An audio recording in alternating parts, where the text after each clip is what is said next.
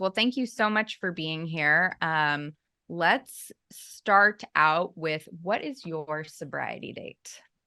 Actually, it's June 7th of 2019. Stop. Yeah, today is 4 years. And I didn't even plan that when I scheduled it. Yeah, But that's yeah, it's awesome. perfect. Congratulations. Okay, so Thank you. let's talk to me about, so 4 years, and how old were you when you got sober? Initially, I was 22 when I got sober. Mhm. And that was April 4th, 2018. And then I had a relapse that I'll tell you more about, but it was a pretty quick relapse. And that was 2019. So I was 23 at the time of my date. Awesome. Okay. And so, um, what are some, like, I want to get into your story, but I want to hear a bit about what, on your birthday, June 7th, what are some of your reflections at 4 years?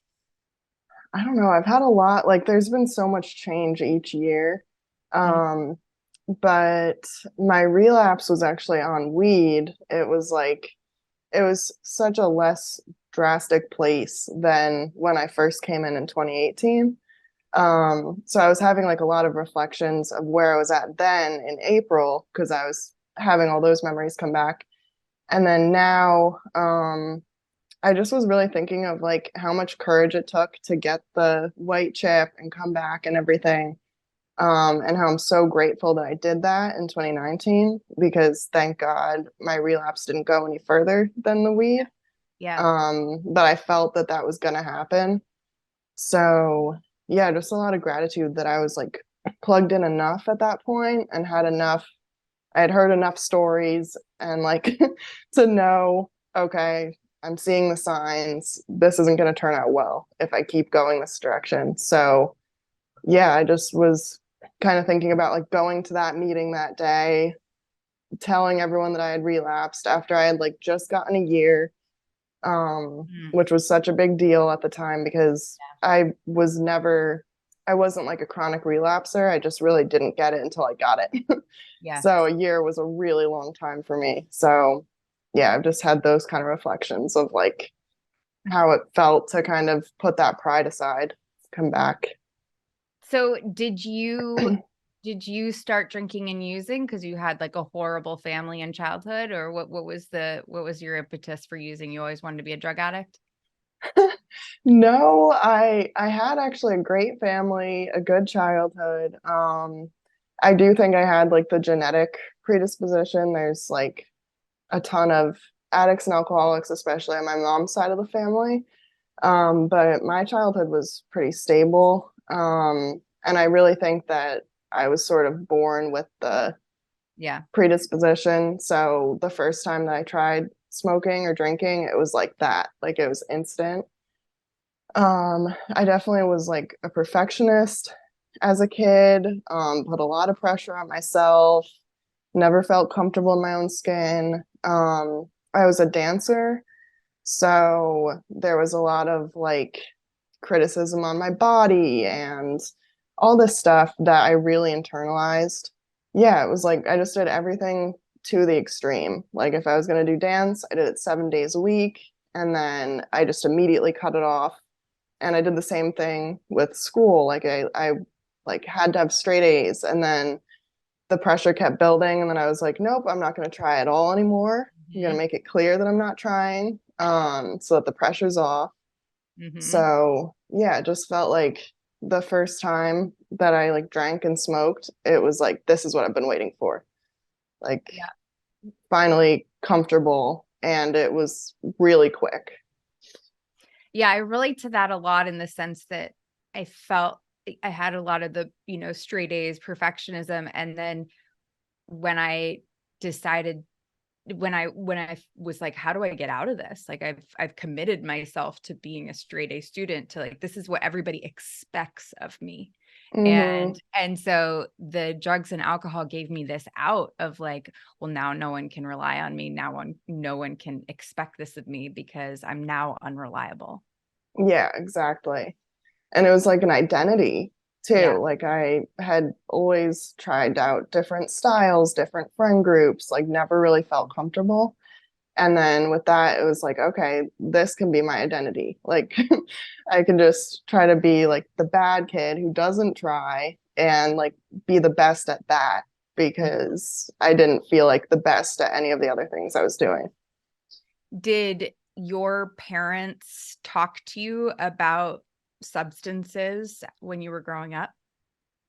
Yeah, they did. I think it was like they had pretty normal reactions as parents back in the beginning, and it was like I the first time I drank, I like threw up all over the basement and did all that stuff. And I think that they were sort of just thinking like, all right, she's experimenting, Mhm. she's rebelling, whatever, and they thought that it would reel back in.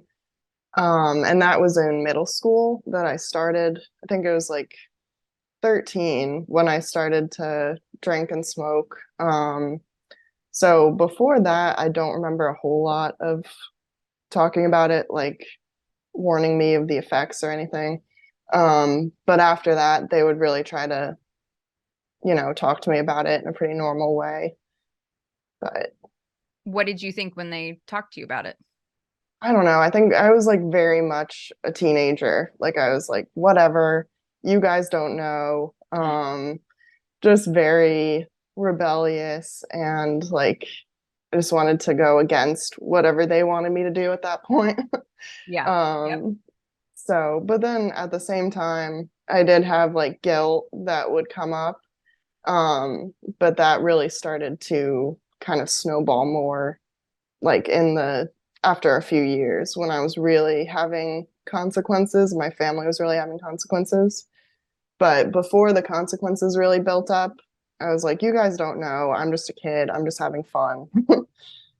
When did you start to see the difference between how you used and how your friends who still were, let's call it normal, how they would party and experiment? When did you start to see like, oh, maybe I'm a little bit different than they are? Yeah, it was pretty quickly. Like I remember my brother is a couple years younger than me, and he had a very different reaction immediately, even though he was in sort of the same general friend group and everything. But there would be days when I would ask him if he wanted to smoke, and he was like, "No, I'm good." And I could not relate to that at all. I was like, "What do you mean you don't want to? Like, if Mhm. it's here, how could you not want to?" Right.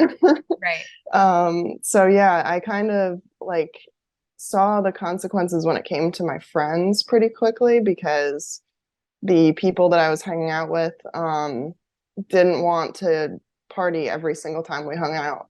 So my best friend Phoebe and I kind of split off from that friend group and started hanging out with people that did react more in the same way that we did Yeah. Yeah. because I couldn't relate to not wanting to do it every time. And it just was sort of that black and white thinking of like, this isn't me anymore. These friends aren't me anymore. This is my identity now. Yeah. Yep. So Yep. yeah. I remember thinking it was so wild how and I attempted to do this and it went miserably, but how people would like save drugs for like a special occasion. Like they'd have a Hmm. bag of mushrooms and they were like, we're going to the woods Saturday. I'm like, but it's in your possession right now. Like Yeah. they were like, no, no, but we're waiting till we're waiting for a great setting to do the drugs. I'm like, but you have the drugs right now. We have to use the Yeah. drugs now. We can't wait 3 days. That's insane. And just that it was like a different, I could not hold on to any drugs or alcohol that I had to like save it for a specific time frame. It was always we're going to use what we have all the time whenever we have. Hmm. Yeah, and I would get it with the plan that I was going to save it, but as soon as any went into my system, it was over. Like it Yeah. was all going to be gone. Yep, yep.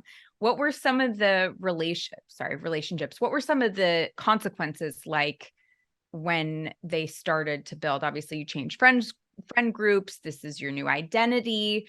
What were some of the early signs and consequences for you? I had gotten into a relationship right sort of at the time when I had started smoking and drinking.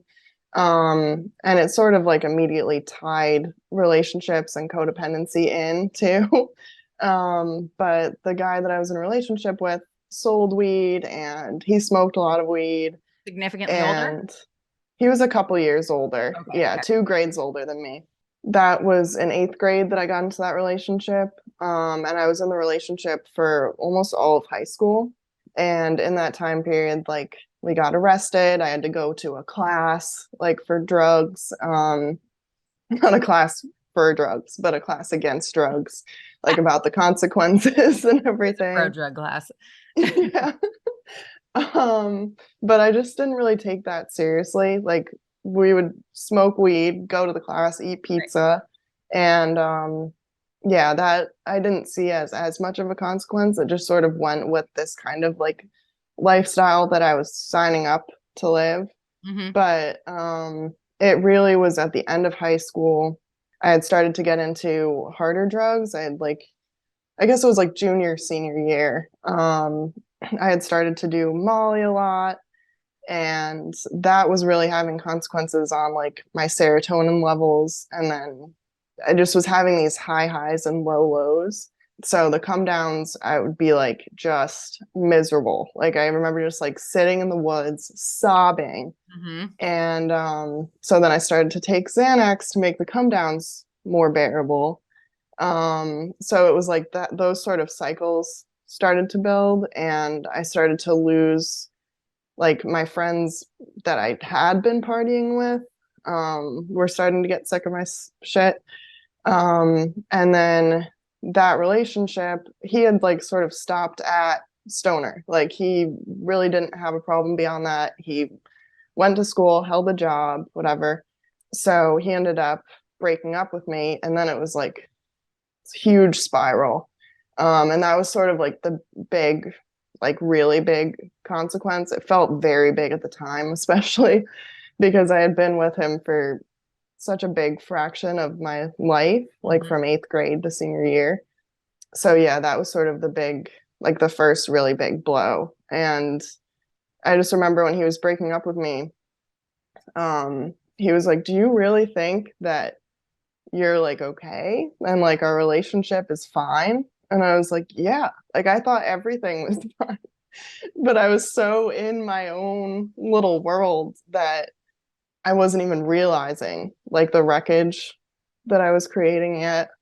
And yeah, there started to be more really embarrassing moments of like because I ended up sort of skipping the Molly and just going straight to Xanax after that. So I was blacking out all the time and hearing things that I had done Mm. and like peeing myself all the time Mm. Oh yeah. and like just Trauma. Trauma. Very, yeah. very relatable. Yeah, I remember like falling asleep on people's couches, Mhm. waking up with pee on myself. It became like just a normal, Yep. regular thing. Yep. And Like then if also I my don't remember, did it really happen? Is it yeah. did you DNA test this couch? It could have been a passerby. Yeah, I started like I would spill water Yeah. on myself and I'd be like, Yeah. "Oh, I spilled." Yeah. Yeah. Like Yeah. and I had drank so much that it was so diluted that Mhm. it was like not even, I mean, at least I didn't think it was identifiable as pee. Right. But, and then also my graduation party was another, I remember having one of those moments of clarity after where I was like, oof, this is starting to get embarrassing and everything because I completely blacked out with like my entire family there, Mm. extended family and everything, and my mom had like made it really nice and I just felt so much guilt after. Like I was like, wow, I just embarrassed everyone. And yeah, that was sort of one of the first moments where I remember being like, this probably isn't good, but it wasn't bad enough yet that I was considering stopping. It was just like, I'm going to use more so I don't have to think about this anymore. Right. Right. Could you imagine at that time if someone had said like, imagine life without drugs or alcohol? Could you have even pictured what that would look like? No, definitely not. It felt so ingrained. And I also, at the end of high school, started dating my drug dealer. So it was really, Efficiency. it was like a complete rebound, had no idea how to be alone. Yeah. He was the person I was seeing the most. So yeah, I got into that, and that whole situation was just humiliating, like from beginning to end. He was super abusive, and he would have like temper tantrums, and like just when I think about who I was in that relationship, it's like, what was I even thinking? Like, I can't even picture, but my brain was in such a different place. So, yeah, that a bunch of consequences came with that too.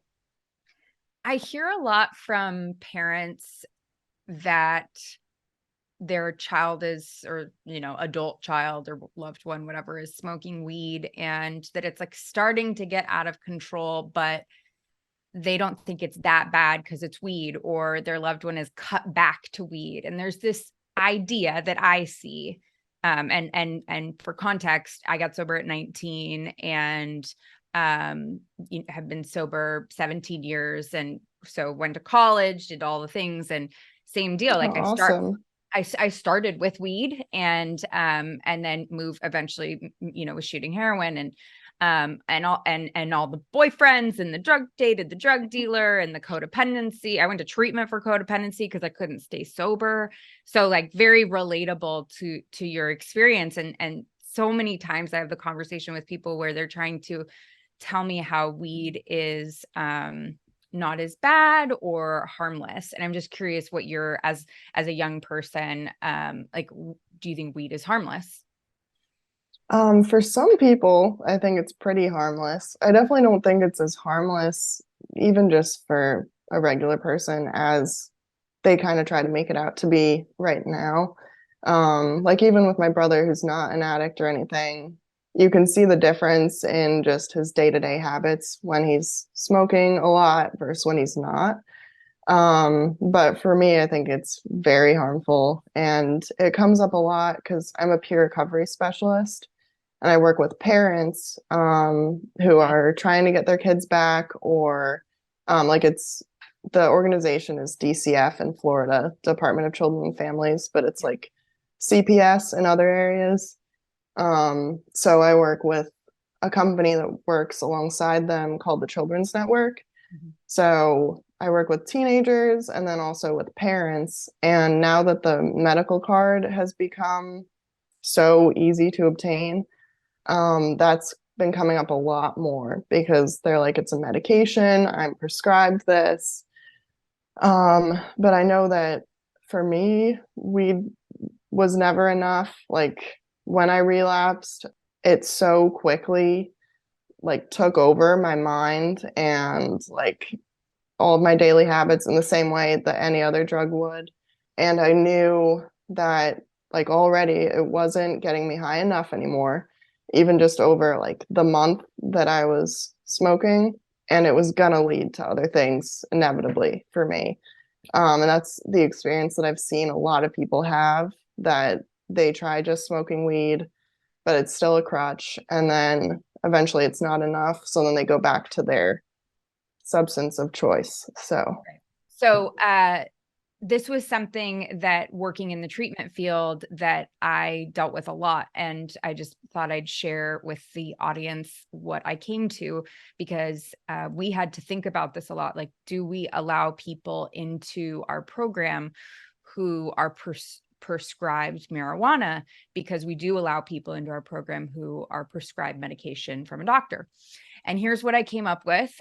Marijuana, when you have a medical card, you're not prescribed a dosage.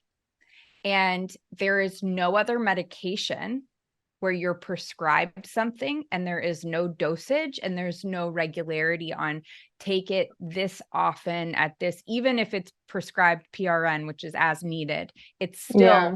not to exceed X amount. It's still there's still a dosage. There's still all these, parameters around it. And every single substance, including water, has a toxicity level and a non-therapeutic level. So at a certain level, you drink it, it does nothing, or smoke it or whatever it is, it's swallow it, it does absolutely nothing, non-therapeutic. And at other levels, including water, it is toxic and Mm-hmm. deadly. And so the marijuana medical cards, if listeners are coming up against this with their kids or loved ones, my question is, what's the dosage? What's the prescription? And if there isn't a dosage, a true dosage and time frame and schedule with it, then it's not really a true medical prescription. And so that's sort of how we delineated that. And to this day, I've had no one come to me and say, okay, here's my dosage, here's my,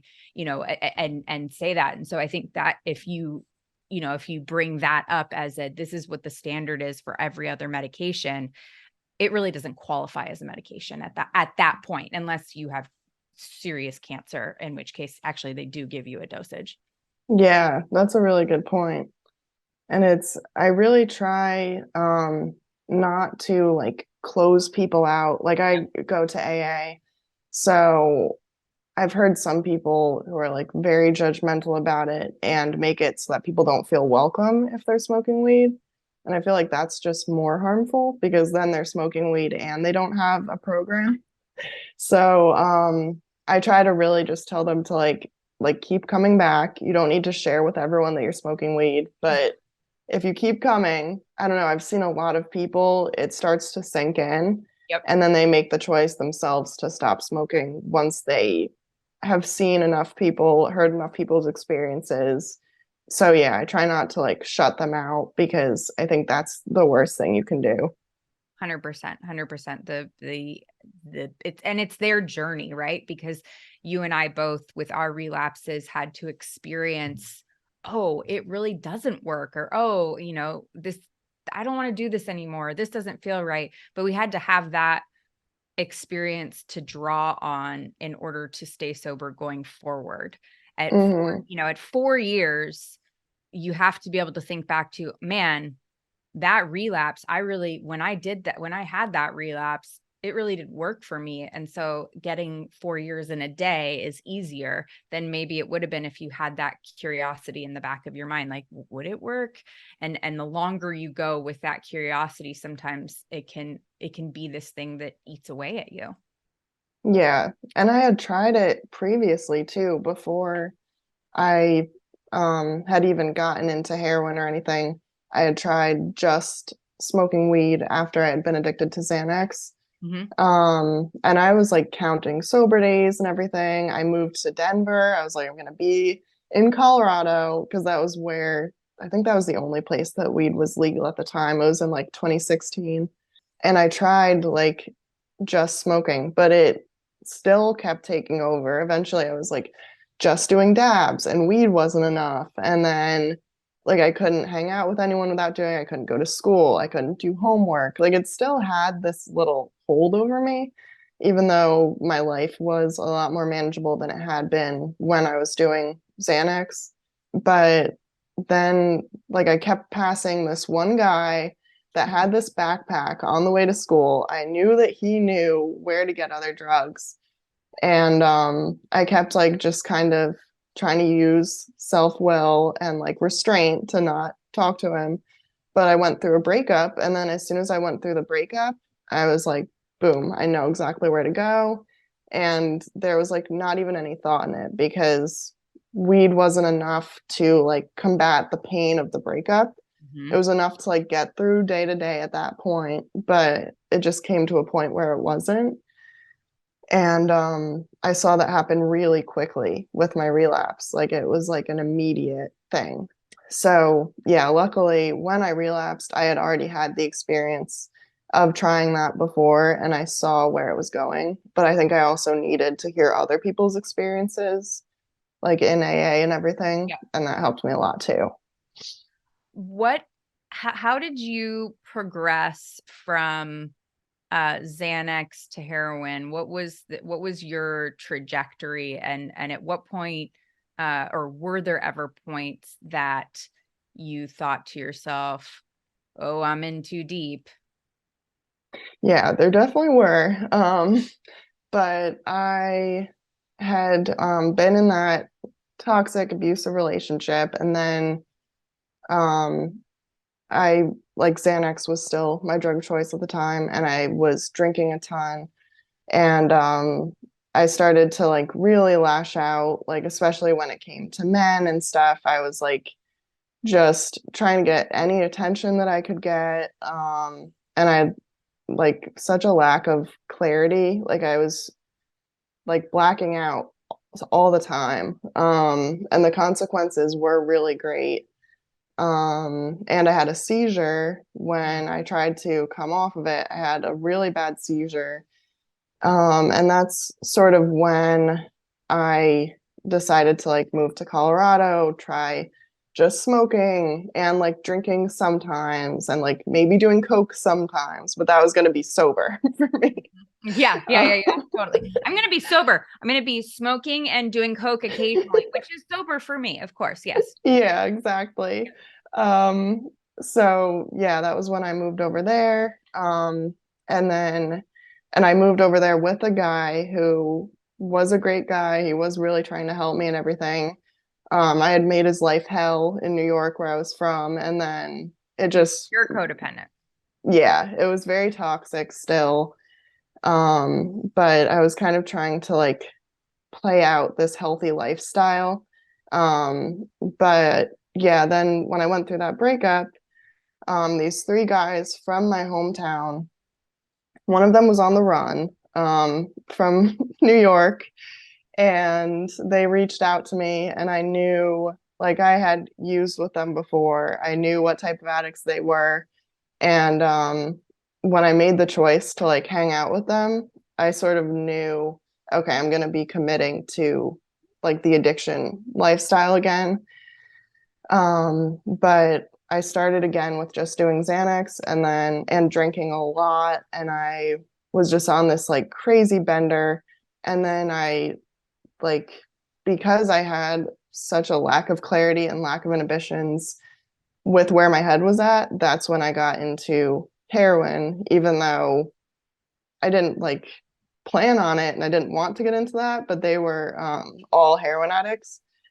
So at the time, it seemed like, okay, this is more available. This is in Right, front of me. right. You're It available. was harder to get Xanax. Mm-hmm. I was really seeing the consequences with Xanax. Mm-hmm. So So even though it heroin. sounds insane, like heroin might be better.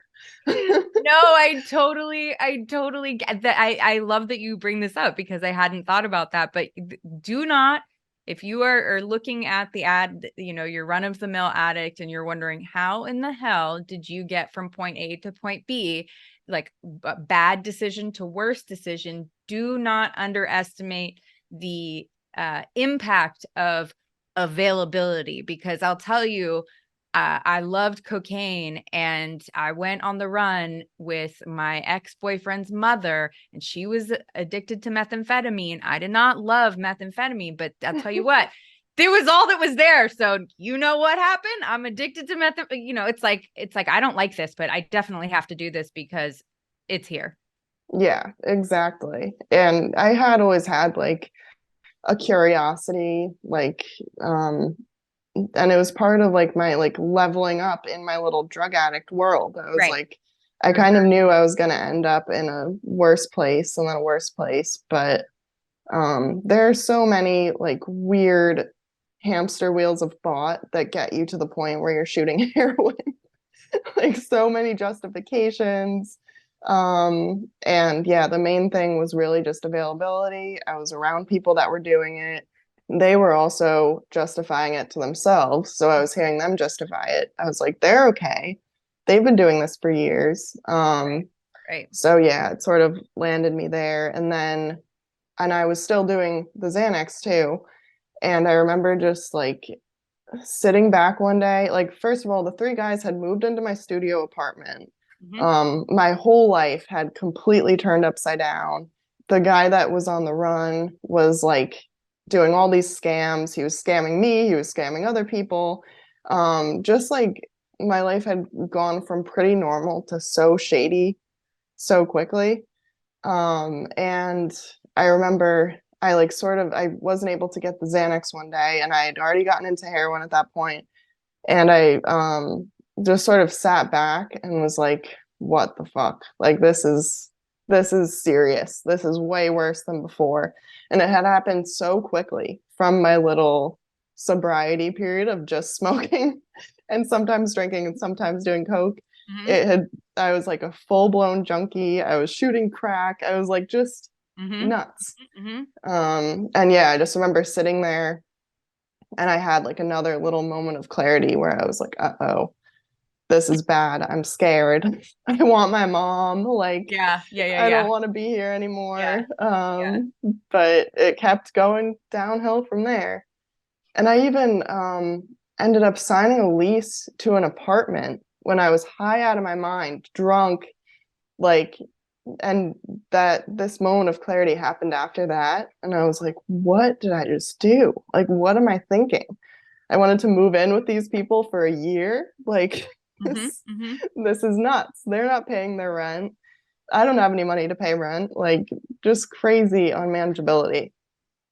I also think it's funny that because I think it's part of like the narrative that changes over time. But one of the narratives, like I hear is like that you went from this pretty normal to shooting heroin, and the truth I think is that as when we're addicted to things, we change our goals to meet our lifestyle, right? And most people, they change their life to meet their goals, and we are the other way around. And you specifically moved to a state because marijuana was legal, not because you like the mountains, not because like you were like, I have to move here because I need this thing that's legal, right? And I think, and when you talk about like you were always moving all your things around to meet this weed addiction, and yeah, you kept it together enough to like go to school and to like make it seem normal, but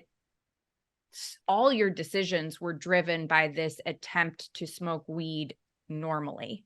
And Yeah. it only worked as long as you were only smoking weed, and even then questionable, but like that was your whole world. And so I challenged this idea that like it was okay, I had it under control until like I started doing these other things, because I think from your description, I mean, your decisions were run by marijuana for years, even though it didn't get so out of control until like the Molly and the Xanax.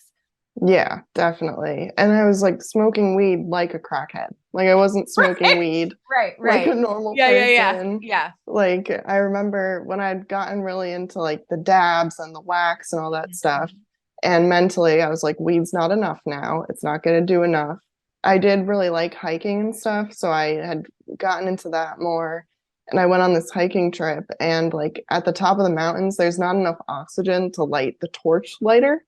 I was like running down the mountains. First of all, I had packed my entire like dab rig setup, which is crazy in general. Like most people could have a night where they didn't have it, or they could just smoke a joint or something. Right, right. But I was like, no, I need this because this is what is getting me through right now. And yeah, I was like running down the mountain trying to get enough oxygen to like light this torch lighter Oh my God. that I could, like, it was not normal, but at the time, it was like I had more normalcy than I had had in Right, years. right, And I think like my family was really holding on to that too, right, right. because they were like, she's relatively safe. She's Relative. relatively okay. Yep. But But but that's it, is that it's relative. Like we because we're so like we create these bar everybody's standards start to drop for us, right? Like they're really high for us in the beginning, and then it's like, well, she's more normal than she was. She only gets 5150'd once a year, whereas 3 years earlier, the standards change. And so I think you're absolutely right, which is like everybody's holding on to this closer to normalcy, when the reality is it's still not normal, but the standards have changed. yeah, definitely. And I had also like suffered from eating disorders, which had started in high school. And when I would like scale back on the drug use, those would always go up Yep. more too. Yep. So it was this like, there was always an imbalance happening. Like it was always unmanageability. It just was like where the unmanageability was, was shifting. And for me, getting sober and being sober, staying sober has been, it was always easier to manage. It felt more comfortable to deal with and be in my addiction, in my substance addiction, than it did to deal with my eating disorder or my love addiction. Mm, My codependency was always easy. I was like, I would rather be in the substances than deal with those other things. And getting sober, in part, there's a lot of reckoning that happens, having to deal with those things in order to remain sober. And that's yeah. where a lot of the work comes in. Yeah, definitely. And it was like different levels. Like when I first got sober, before I relapsed, I really got into the eating disorder heavily. And like I was running constantly. But actually first I had just been eating and sleeping all the time. So I gained a little bit of weight and then that triggered the eating disorder. So then I went completely the other way. And it was like all these different types of addictions happening. And then it wasn't until after I relapsed when I kind of was shaken up enough to be like, okay, maybe I need to do the steps, Mm-hmm. actually get into like figuring out what the problem is here. Mm-hmm. That I started to really work on that stuff too. Because I still had so much imbalance and like dishonesty and craziness before that. And a little bit after that too, but just not as much. Yes, we're works in progress. Uh, Yeah. so talk to me about, so you're shooting heroin and crack, and you sign a lease with these three guys who don't pay, and life's just really spiraling in who knows what direction. What happens? Like, what is the thing that gets you to that? Let me back that up. We have all these moments of clarity, and people think that a moment of clarity is longer than a moment. To be clear, it is a moment, and you either capitalize on the moment or you wait for the next moment. And we don't know when those moments are going to be. It is a Yeah. small window. So you talk about having these moments of clarity. When is the first time that you capitalize on a moment of clarity? Um, I sort of tried to capitalize on that one in that I made a geographical change. Yeah, yeah. Okay. Um, I went with one of the guys that I had been doing heroin with. He had been sober in Florida for a while. I was like, I got to get out of here. I'm scared, whatever. My parents knew it wasn't a good idea for me to go to my hometown. So I ended up going to Florida, and that was like my little bit of capitalizing on it. And I really truly like if I had taken a lie detector test, I would have told you, Yeah. yeah, I'm gonna go so I can be sober, which is again just smoking weed and drinking Right, right, right. and whatever else. Just not doing heroin now because my bar has gotten further. So yeah, I really my intention was to do better when I moved to Florida. But immediately I was like around way more addicts in Florida than I had been in Colorado. And my first day at work, I met a girl that was doing heroin, and it was immediately the clarity was gone.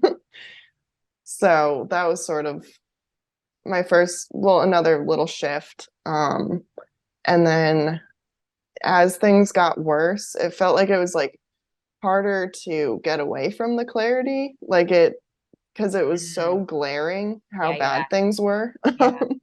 Yep. So I was trying so hard to not think about how bad it was. Mm-hmm. Um, but it became like this really painful thing of like, I was doing heroin, but while I was doing it, I was just thinking about how scared I was and like how I'm gonna die. This is so bad. I have so much guilt and shame and whatever. And then I would go to detox, because like I was like, okay, I need to get out of this, whatever. But as soon as the substances were out of my body, the clarity was gone. Like Mm-hmm. it was this weird shift because my body and mind were like, I need drugs right now. So I started in this whole thing of like going into detox, then the drugs leaving my system, and then immediately going back out to do more drugs. And it was this back and forth. And it was like when my brain was in the space of like, I need to get sober, I need to do this, that was all that I could see. And then when that clarity was gone, it was as if I had never, I was like, why would I ever have wanted to get sober? Like, why would I ever have thought I could do that? And then I would leave. It was this back and forth craziness. So when so you go into detox, at what point does your brain start to, at what point does your brain start to talk to you about like, oh my God, I need drugs? Like how far into the detox, or is it when you get out, or is it while you're still in the facility? And were people talking to you about getting into some sort of program other than just detox alone? It depended because I ended up like going to detox something like 15 or 20 times. Like it ended up just becoming a thing that I did. Right. Okay. And as I kept doing it, I was learning like how to get more prescriptions when I was in there, what to say, all of that. So I would be really comfortable in detox. And then it wasn't until sort of the end that I was like, no, I'm not going to a rehab because I would go with the plan to go to rehab at that point. So yeah, at first it was sort of instant. Like as soon as I would start to feel any withdrawal symptoms, I would want to leave, and I would leave literally on the first or second day. When I went to detox, I always went with the intention of getting sober. Like I would pack an entire suitcase for treatment and everything. Like I would want Oh, to so go to a you like 30 day. you really planned on getting. Yeah, exactly. And then I would be in there and someone would say something about we could leave or whatever. And all the way until up when I actually ended up going like to treatment and getting sober, I never stayed in rehab for more than a day. It was always just detox. So you went to detox upwards of 15, 20 times, and you never, and you did make it to a treatment program a couple times. Okay, but you just didn't stay more than a day. Okay. Yeah. When did you eventually go to rehab and stay in rehab? Yeah, I did. I didn't go on the east coast of Florida though, luckily, That's good. because I just knew like Yeah. I would keep going back into this. But yeah, I had been in and out of the hospital a lot too with like abscesses and like I just was sick all the time. Yep. And I was getting more and more scared. And I kind of had another moment of clarity because there was this nurse that would always see me going to that same hospital. And he was like, you realize like it's crazy that you even had the chance to come back as many times as you have. Mhm. He was like, the fact that you're even alive is like a miracle. And the two other heroin addicts that were here today, one of them died like a couple rooms down, and the other one was dropped out front dead. And it was kind of this like, for some reason, even though obviously I knew that doing Mhm. heroin was deadly, that was one of those moments that kind of like shattered my little um, version of reality for a minute. So, and I just was like really scared. And, but then even after that, I still went home and like shot the drugs into the same place that had the abscess when they were telling me like you're at risk of losing your arm. Mhm. Like that's Mhm. nuts to think about. But I was scared and it had planted this sort of seed. So I called my mom and I was crying and I was like, I think I need help, whatever. And she was like, okay, well, like, let's get you into rehab. And I was like, no, no, no, I don't need all of that. Like, 30 days in rehab seemed crazy to me for some Yep. reason. It seemed like that's never going to work. So instead, I went home for a couple weeks or a few weeks and just like created so much wreckage. Like I was just a Mm. mess. I was a tornado. Like after that time home, I didn't even want to go to my hometown for a while because I embarrassed myself so much. Um, and at that point, my family was like, look, you can't come home anymore. We're not going to help you with rent. We're not going to do any of it anymore unless you really get help because at this point, we're just enabling you. For our parents, listeners, I just want to highlight what was said, which is that they brought her home. It was a terrible idea. There were a lot of consequences. And then when they stopped giving her money and resources and told her they would only help her if she went to treatment, she went to treatment and got well. Just literally think about that formula for a second. Anyone who's listening, stop bringing your kids home. Stop giving them resources and tell them they only get resources if they go to treatment. Okay, that's my Yeah. soapbox. No, exactly.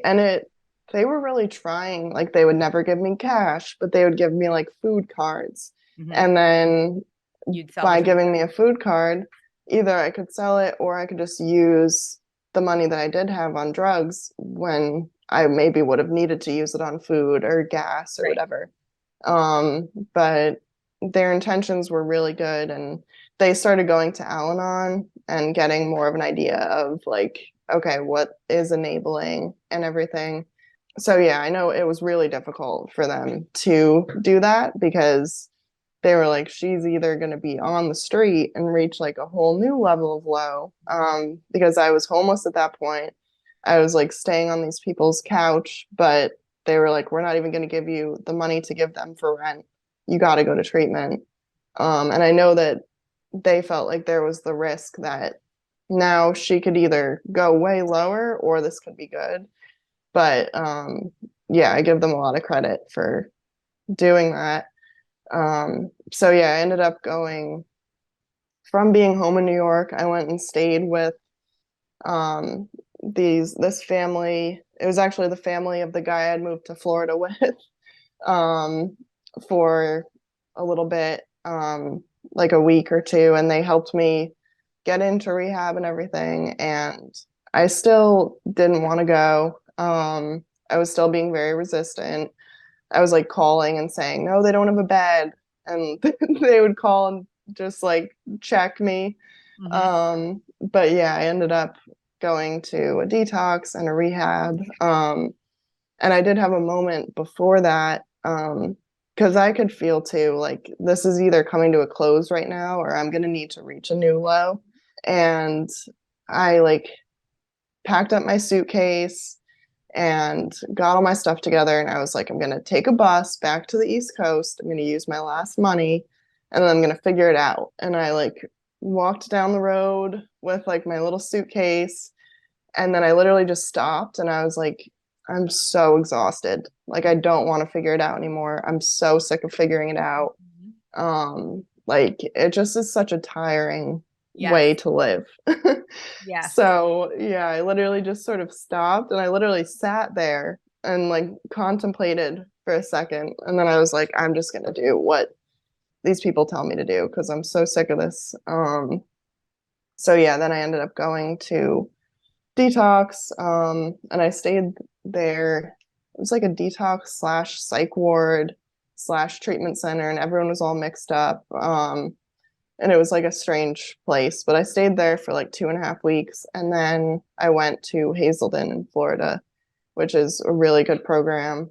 And I was there for I think 3 weeks or however much my insurance covered.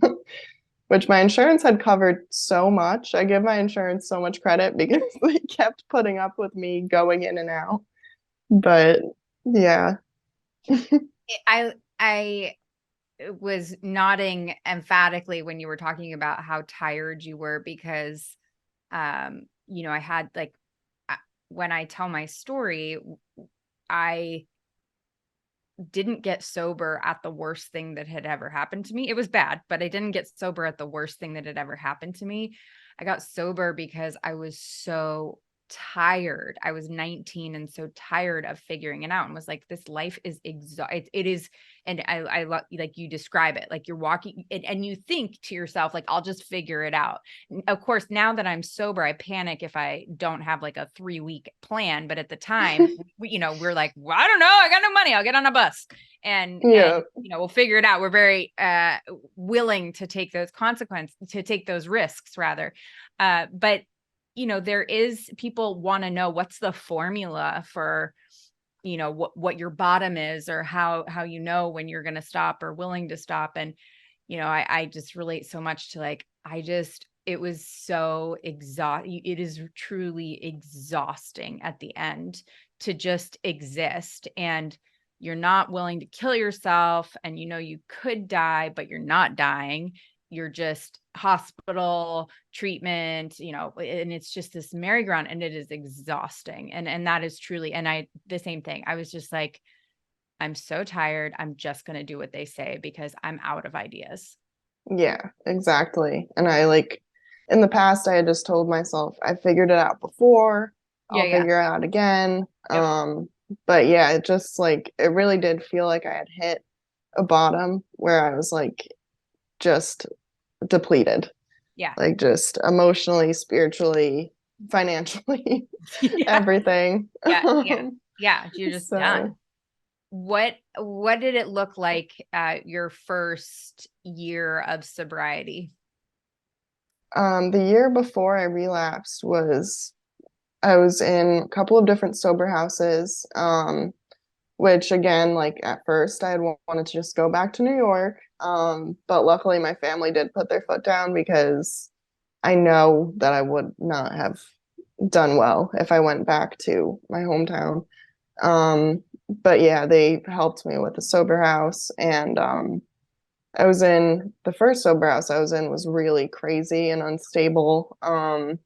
It was like the lady that started it only had maybe 5 months sober or something. Mm-hmm. Um, Bedrock of and mental health. yeah, yeah. So, and it was like a beautiful house. And at first it was like pretty normal. But she started smoking crack Mm. unbeknownst to us. And I just came home one day and she had moved in like 7 guys with like, at first there were Never a like good maybe 8 sign. girls. Yeah, they were literally all just moving in. And she kept moving my room around because she was like, you'd do better here, you'd better here. So I wasn't even unpacking my suitcase because I knew I was going to move again.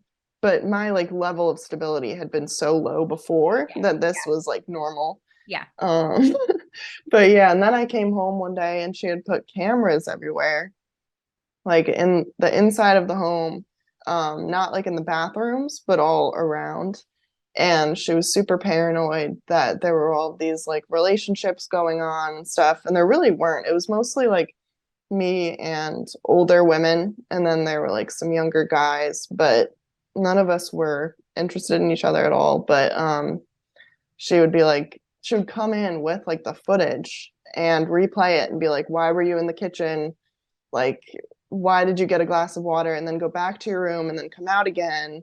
And just all of this insanity. So yeah, and then it just ended up getting really crazy. So I moved to another sober house that was more stable, still weird, but it was just me and a few older women. And my roommate like had lived there for a few years and she absolutely hated that I like stayed up late and all that stuff.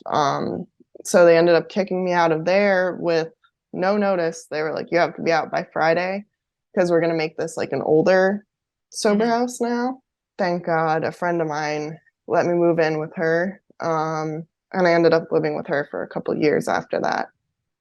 But that was the point when I relapsed, was right after I moved out of that second sober house. Mhm. Because I didn't have that accountability. And I think the fact that I had hit a year, my ego, like, like I think when they talk about relapsing around a year, that really is true. That your ego hits this new level of like, now I have a year sober. Yeah, because it feels like Um, an eternity. yeah, exactly. So yeah, and that's when at that point, like I had built really good friendships. I'm still best friends with all the same people now. Um, and I had gotten a job, and because I had no work ethic before, I was completely unemployable. Like the first maybe 3 to 4 months sober, I was sleeping until like 4 or 5 p.m. and then just like trying to get to a meeting. And that was like the most that I could do. I was so out of it. Like people that knew me then, when they talk about it, like I didn't even have any idea how out of it I really was. But like my friend calls me like most improved because I was such a mess at the beginning. Oh my God, I love Um, that.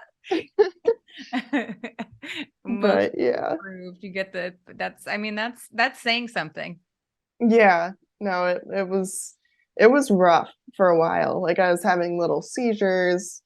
I My health still wasn't good. I had no energy. Like it wasn't easy at the beginning, but I was building these relationships and friendships, and like I had been so isolated before that.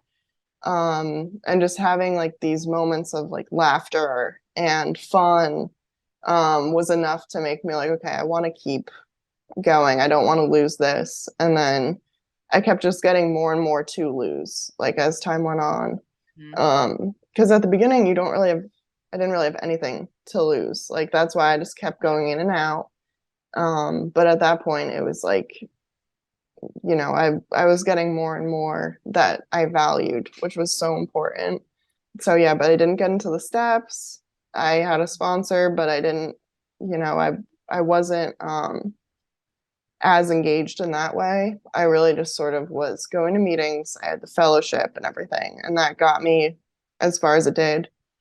But I still was like lying. I was stealing food at the sober houses, lying about that. Like I still had all the same behaviors. They were getting better, but not, where they should have been, but or where they are now, I guess at the Yeah, time. it takes time. Yeah, it takes time. But yeah, so then when I relapsed, that's when I was like, I'm really gonna do this, because if you had asked me a few days before, I would have told you, no, I would never smoke weed again. I Mhm. know the consequences of that. I had all this like self-knowledge that I thought was gonna carry me. And then when I saw how quickly my addiction snuck in and just took over, and like how quickly I went from, no, I'm not going to smoke at all, to I'm going to do this and that's it. I was like, wow, there's like, this is a stronger thing than I thought it was, even now. So I was like, I need to do a full like digging of everything, like a full cleaning. So that's when I actually got into the steps and service and all that stuff. And it changed everything with like the way that I reacted to the world. It's So, incredible. I love that. And I love that you're talking about a lot of really great stuff with like 4 days before. If you had asked me if I was going to do that, I would have told you absolutely not. Like, I love that.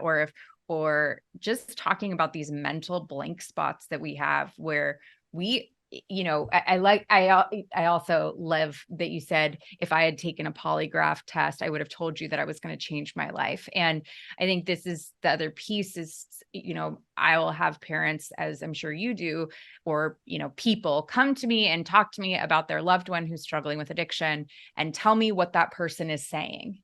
And mhm. they're convinced that their loved one's telling the truth. And the loved one is telling the truth. They're just wrong. Yeah, It's not that they're not, they really do believe that. They're just incorrect. And so it's a really interesting place to be, to truly have the ability to be a smart, intelligent, conscious person who truly, when it comes to this one topic, is incapable of making a good decision yeah, for longer than like the next meeting. And as soon as I'm separated from any of, the support I'm back to thinking that same way. And it's a really confusing thing for people to be on the outside of. And it's also a confusing thing to experience, because it really, until you've done it a bunch of times and seen the pattern, you just can't imagine that you would actually be so lost. I mean, it's like, it's just this, it's as if you're still taking drugs, and really just that mental blank spot that you're describing is so important to talk about. And I love that you went in and everything changed after you started to do the work, because that's the other piece, right?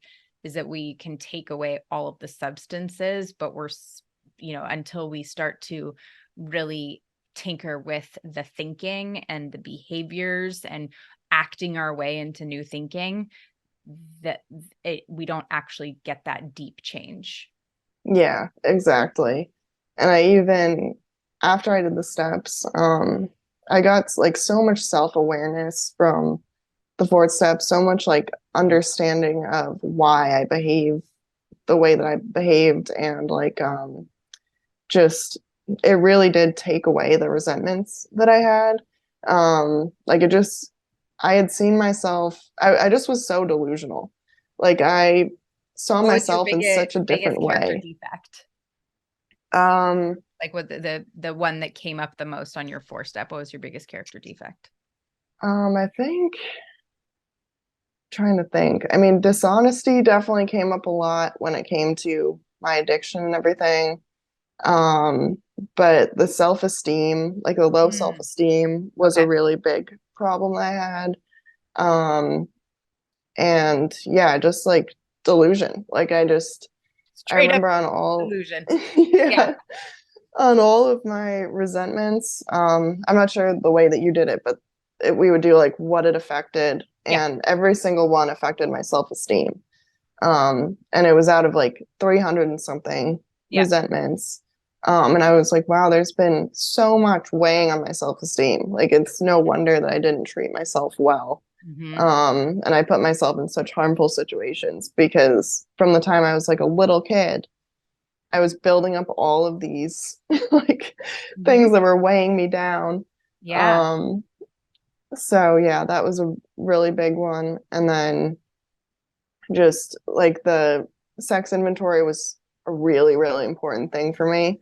Not just when it came to sex, Yeah. but like, for anyone who hasn't done it, it's really just about the way that you act in relationships. Yeah.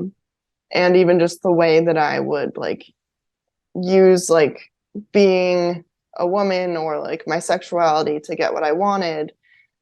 Just in day-to-day situations where it was just like, if I flirt with this police officer or whatever, like I was Yeah. constantly manipulating.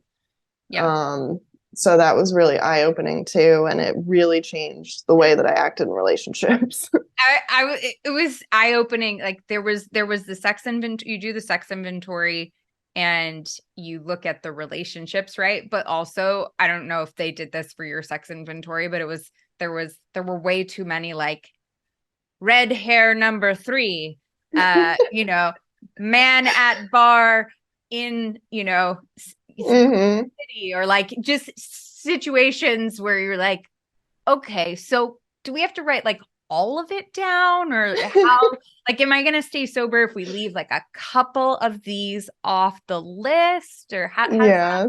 how does that work? But you do the work and you do the writing, you just do what you're told to do, and things get better. And I, like, a huge one I saw was expectations. I like my most of my resentments were a result of some expectation I had of how things were going to go down and how people were going to act.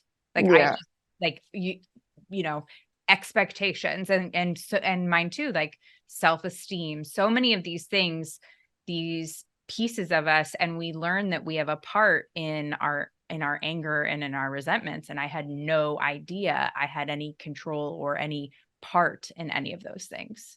Yeah, exactly. It just made me sort of see myself on a more equal plane to everyone else. Right. Because before it was like I was either above or below everyone. Hmm. Hmm. Um, but it just sort of made me realize like, okay, maybe this person did this because of this. Like they were using the tools that they had, and so was I. And just the audacity of me to have all these resentments when I was doing the same exact things Yes. was just like alarming. Like, This self-righteousness, that was a huge one. It was yeah. totally fine for me to do it because it was a different scenario. When you did it and it meant something different. Yeah, I was a big Hmm. fan of that move. Yeah, exactly. So, and then even after I did the steps, which like it took like about a year for me to get all the way through it, and I wrote for an hour a day. I was like, it was like the first thing in my life that I really put like forth my best effort without setting all these expectations on myself, being a perfectionist. Like I just was doing my best to do it because I really wanted to like get everything out of it and just like have the stability and the manageability that I saw other people have that have been through it. Yep. Um, but yeah, even after I still ended up in a toxic relationship, but it was like I had the awareness, like I could see, okay, I'm doing this pattern again. Like I'm back in this, and it like felt insane at first because I was doing this stuff and I knew it was against my best interest now, and I knew what to do instead. But it like the steps changed everything because I actually was able to see it now and I Yep. was able to pull myself out of it. And that was like a huge milestone for me too, because I had never been able to like look at relationships clearly, like Right. even, like romantic or otherwise. It was always I hate that person. That person's the worst person ever, or that person's too good for me, or I'm too good for this person. Like it was just all craziness. What are some of the things that you've done? Obviously working the steps is a huge one for you. What are some of the other things that you've done that have helped you put together 4 years of continuous sobriety? I also got into therapy at that time too, after I did the steps because I was trying to figure out like why I was going against my best interests. And that was really helpful too. And I also just have always stayed plugged in. Like I still go to a few meetings a week. I have a home group. I do service work. And I've really like sort of centered my life around sobriety. Yeah, I just always like keep myself close to people that have the same goals and interests as me when it comes to recovery. So that's been huge too. What are some of the red flag thoughts that you have? Like, At the beginning, there was a lot of like, well, I could like steal from this place because this is Walmart, it's not a person, or like right. I just had these little justifications like if I just like tell this little lie, that's okay because it's not hurting anyone or whatever. And when I went through the steps, I really started to see all of it in the same way. Like it was, I didn't like pull some lies apart from others, or Mm. like it just was like, I'm not gonna lie anymore. I'm not gonna steal anymore. Like I'm done with all of that type of stuff. Um, Radical truth telling. yes, exactly. Rigorous honesty. Mhm. And I think as I kept doing that and like just putting my best foot forward, my self-esteem kept getting better Mhm. Mhm. because I was doing these things that made me feel better about myself. So yeah, I don't ever feel any sort of like triggers come up or thoughts that one day I could manage addiction again, or like one day I could drink normally or anything. Yeah. But I just really try to be aware of like if I tell myself, oh, I don't really need to go to as many meetings anymore. That's one that I really try to be aware of. Like, I could skip this meeting because I have this to do and this is more important or whatever. I try to really keep that stuff all up because I've seen what has happened when people have strayed away, even after years of sobriety, and I don't want that to happen to me. Yeah. Yeah. What does your relationship with your parents look like now? It's wonderful. Like I mean, they always were so supportive, but I realized after I got sober, like how much trauma it sort of put onto them too. They still had like a lot of fears and worries and everything. And at first I was like, why would you be worried now? Like But I'm so are doing we. everything right. Yeah, Yeah. yeah, yeah, Yeah.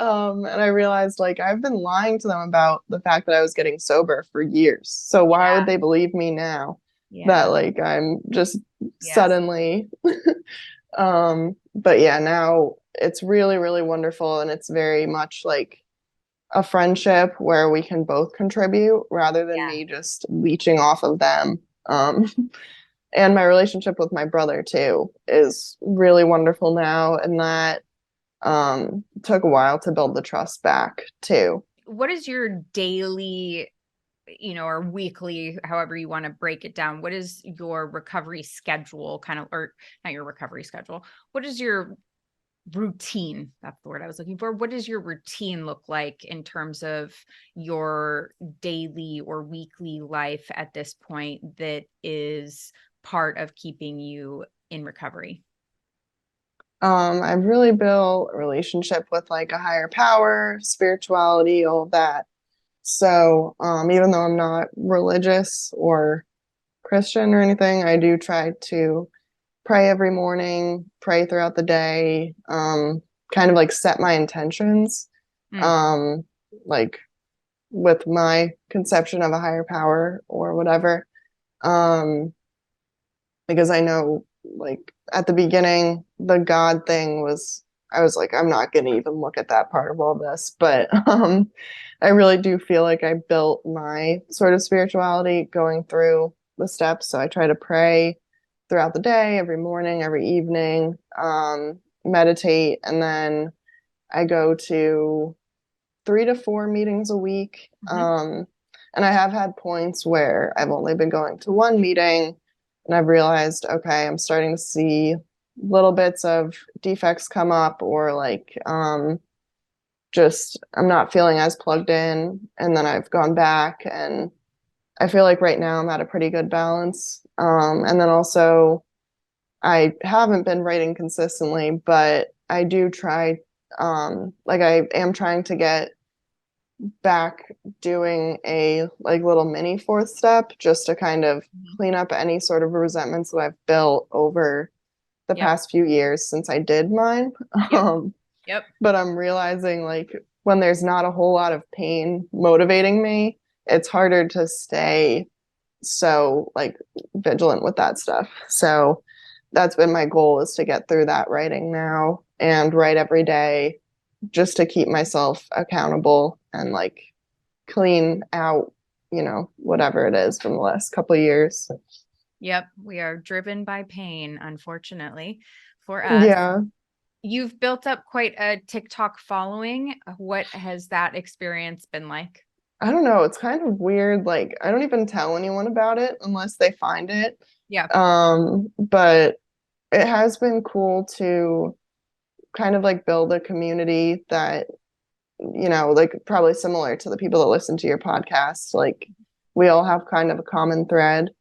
So yeah, that's been cool to kind of see people in the comments, have people reach out asking for help or whatever. And yeah, I don't know. I try to like tell stories that will bring people in, like who have been through similar things, like Mm, and kind of find humor in it or whatever without glorifying it, or like making it seem like it was more fun than it was. yeah. So Yeah. yeah. Well, this has been awesome. Thank you so much for coming on and talking to me and telling your story. Where can people find you? TikTok, Instagram, website? Where can people find you if they want to get in touch? My TikTok is at Rehab Bestie. And then my Instagram is Quinn Harlow, QuinnHarlow. Those are pretty much the main social medias that I use. And then also just like to make people aware of peer recovery Yeah. and like how beneficial that's been because it's a relatively new thing. my job is a peer recovery specialist, like I said, and they now have them in treatment centers and like it's a resource that can be used by a lot of people if you like look into it. And it's just all everyone that I work with are people that have lived experience in recovery and have like been through it in one way or another. So yeah, just to kind of give a shout out to Yeah. peer recovery. It's a really awesome thing that's kind of building. Love that. Love that. Thank you for doing that. Awesome. Well, thank you so much for being here, Quinn. Really appreciate it. Yeah, thank you. I appreciate it so much. It was great Awesome. talking to you. You too.